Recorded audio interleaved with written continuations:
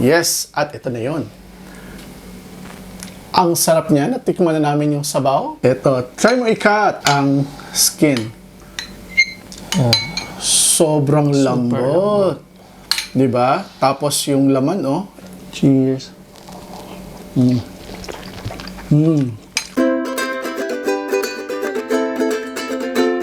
Subscribe, like, comment, and share, and click that bell.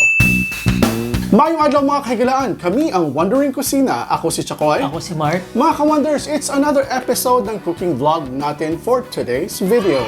Yes, ang lulutuin natin is pork balbakwa. Yes, at ito na yun. Ang sarap niya. Natikman na namin yung sabaw, but we are going to taste the pork itself mamaya-maya combination. At kung bago lang kayo dito sa channel namin, please don't forget to subscribe to Wondering Kusina and click that notification bell para updated kayo sa lahat ng mga bagong videos namin. So mga ka-wonders, ito yung process ng paggawa natin ng Pork balbakwa. Ang next recipe natin mga ka-wonders is pork balbakwa. Gagamitan natin to ng pork leg tsaka yung pata. So dito sa recipe na to, gagamit tayo ng lard.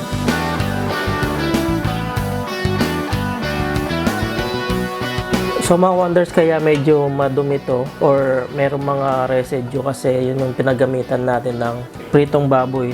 Yan, lagay natin itong ating luya.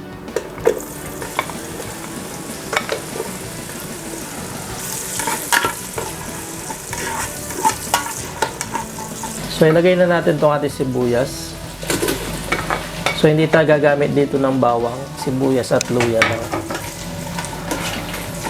And itong pinaglutuan natin is pressure cooker din siya para diretso na lang natin siya palambutin paglagay natin ng water. It's actually a multi-cooker at pwede kang mag-air fry din dito and pwede kang mag-slow cook. Pero kung meron kayong pressure cooker na regular na hindi electric, okay, perfect din yan. So lagyan natin ng konting patis or fish sauce. So lalagyan din natin ng whole black pepper.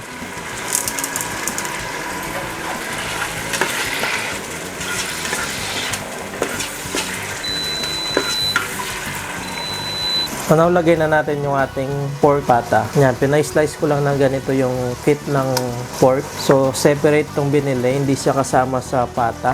So ito yung pata natin.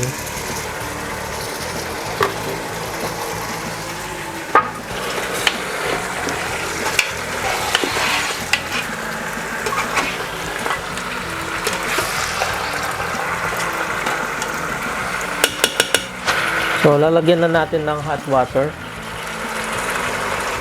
Yan, yung tama lang na makover yung meat natin. Correct. Kasi masarap sa balbakwa talaga guys is yung masabaw din siya.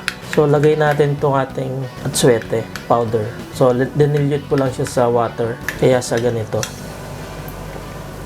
So, wala man itong wala itong lasa. So, pampakolor lang to sa food. Organic na pampakolor. Ang Cebu balbakwa, wala siyang kulay. Ito, alam yung balbakwa na binibenta kasi may kulay na siya. Pero regularly, wala talagang kulay yan. Yan, lagay natin itong ating sili, green chili. Ayan yung ating tanglad. Kasi tatakpan na natin yan para sa pagpapalambot. Yan, takpan muna natin. Then palambutin natin ng 30 minutes pressure cooker. Mga ka-wonders, tanggalin na natin yung steam sa pressure cooker natin. Lagyan lang natin siya ng tissue sa taas para i-absorb niya yung steam na lalabas.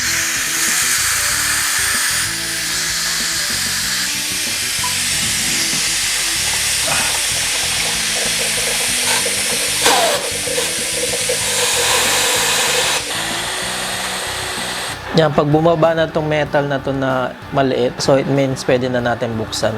Kanina nakataas yan. Ano ba yung sabaw?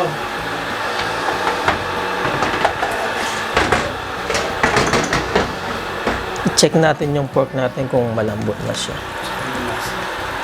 Wow, super lambot na. Tingnan nyo yan. Super lambot. So, now titikman natin kung okay na yung lasa niya para ma-adjust natin yung asin at saka paminta niya. Asin. So, lagyan natin ng asin. 2 teaspoon. Okay na rin yung sabaw niya. Hindi na natin siya dadagdagan ng sabaw. Ayan, oh. So, lagyan natin ng dahon ng sibuyas.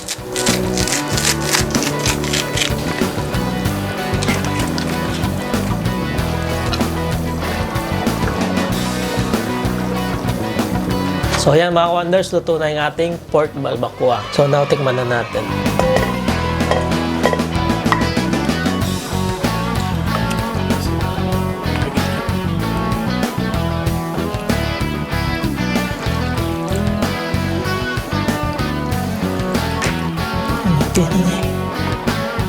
So, tikman na natin. Look at that. Oh, sobrang lambot. Lambot. Sabaw. I know iba ang balbacoa na beef. And yan, talagang malasa. And a lot of versions have been coming out ng balbacoa. But this one, we're going to try pork. Nakita na rin namin to sa isa sa mga videos sa Facebook. And right now, ginawa natin to.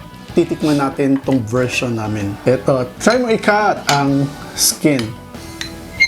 Oh. Sobrang lambot. Diba? Tapos yung laman, oh. So, ito. Tikman na natin, guys. Cheers.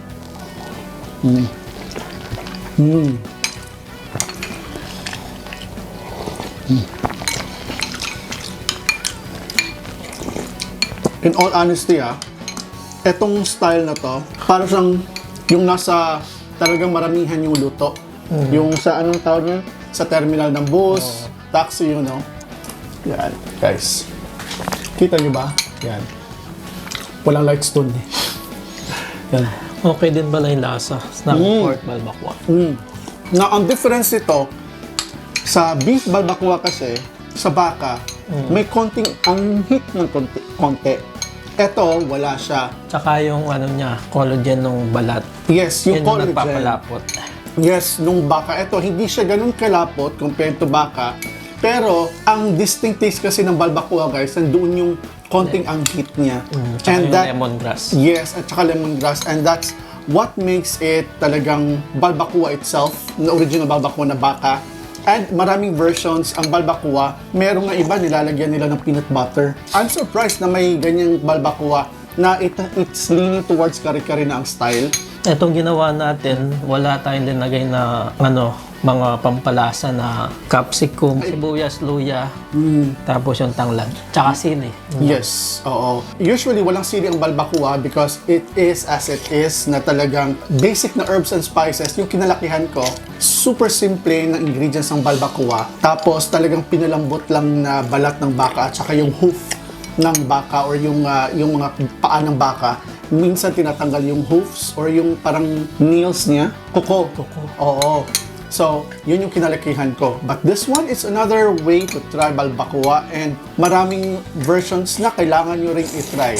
At maraming in-offer yan dito sa UAE. I think mas mahal yung baka kaysa sa pork, di ba? And dito pa, sa baka din kasi, kailangan mong linisin ng maayos yung balat. Talagang tatanggalin mo yung, iisisin mo yung mga itim-itim doon. Tsaka matagal palambutin. Matagal palambutin. That's the reason why we use pressure cooker. And this one, it took us less than an hour gawin kasi nga sa pressure cooker. Kung may natutunan kayo dito sa recipe natin mga ka-wonder, pwede nyo gawing pang negosyo, ibenta nyo dun sa labas ng bahay nyo. Sa karinderya. Sa karinderya nyo, i-add nyo siya as one of the menu. And please don't forget to comment what you feel about this video and then like nyo na rin itong video na to. And if you want someone to cook this for you, share this video to them. Once again, kung bago ka lang sa Wondering Kusina, please don't forget to subscribe to Wondering Kusina and click that notification bell para updated kayo sa lahat ng mga bagong videos namin. Yes, meron din tayo social media account, Facebook, Instagram, and TikTok. And don't forget to follow as well Chakoy Vlogs. We'll be making regular vlogs din sa Chakoy sa FB page natin, sa TikTok, and The Real Chakoy sa Instagram, and sa YouTube natin, Chakoy Vlogs. Please don't forget to follow. And of course, huwag kalimutan ang fishtails natin na recipe. They're available in 4 different products right now. we have the original natin, yung pinakauna natin na shrimp and anchovies. We also have the sardines in oil. Yung shrimp and anchovies natin, may 4 na variants yon. Original, extra spicy, sweet and spicy, at saka crispy. Meron din tayong tuyo. Tuyo yung na bottle. Yes, bottled tuyo. Bottle tuyo pa. Which is regular at saka spicy. Tapos yung sardines in oil natin, regular and spicy. Pinakabago natin ang bottled tuyo, fillet or hinimay na tuyo na may 2 variants. Ang regular at saka spicy. All these available sa Kabayan Gourmet. Kabayan Gourmet is the home of the biggest and the widest Filipino buffet. International buffet din, meron sila. And nandyan sila sa Hamdan at saka sa Navigate. Yes, puntahan nyo sila doon. And they are going to be celebrating the founder's birthday. Ay, may pa-promo sila. Check this out. Etong video na to. Yan, sa harap ninyo. Meron silang pa-promo and you have to catch those promos na ongoing ngayon hanggang sa birthday ng founder ng Kabayan Gourmet. So maraming salamat Kabayan Gourmet and don't forget to support our Fishtails recipe. Thank you very much for watching mga ka-wonders at lutuin nyo na to ang aming pork balbacoa. And until our next episode sa ating cooking vlog, daghang salamat sa pagtanaw. Ako si Chakoy. Ako si Mark. We are Wondering Cuisina and saying stay cool, stay safe, stay blessed, and peace. Amping mo guys. Bye! Alam mo yung herbiness, yung pagka-herby ng tanglad? Sarap. At saka by the way, yung tanglad namin, part of the tanglad na binugkos namin, ito, Tanim galing sa tanim namin. Panalo yung sabaw.